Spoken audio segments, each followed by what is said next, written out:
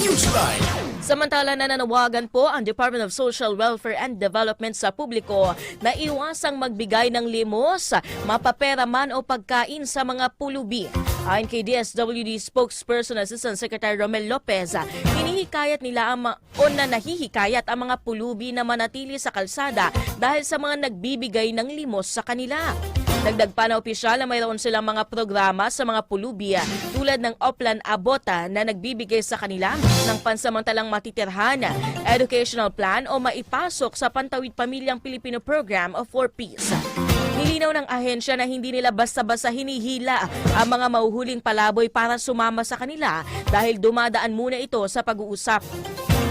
Sa ilalim ng Presidential Decree 1563 na nilagdaan ni dating Pangulong Ferdinand Marcos Sr., maaaring pagmultahin o makulong ng hanggang 4 na taon ang mga mapapatunayang nagbibigay ng limos.